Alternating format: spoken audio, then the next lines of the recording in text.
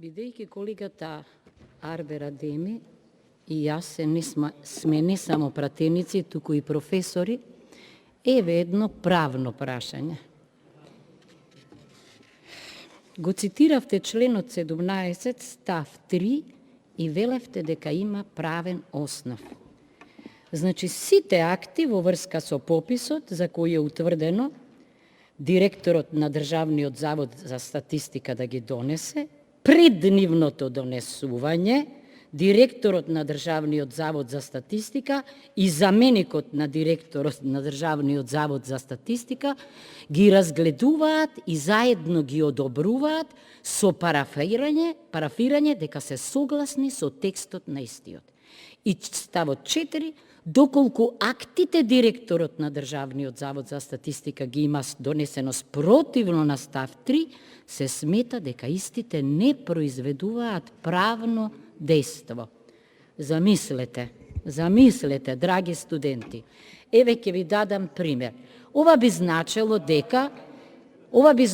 дека на председателот на собранието му е потребен супотпис на подпредседателот или на премиерот на владата, иначе нема да важат неговите акти, му е потребна согласност од првиот заменик премиер.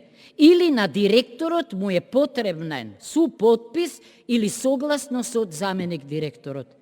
Небулоза правна. Замениците немаат собствени овластувања, туку само она што ќе им го довери председателот на државата или председателот на собранието, или пак кога се спречени да го заменуваат. Ова нема врска, колега, со правото. Значи, ова е неуставно, ова е надвор од границите од правото, ова не постоело дури ни во конзулскиот систем, кога бил Наполеон прв конзул, па имало втор и трет. Се знае кој носи одлуки. Тоа е прво.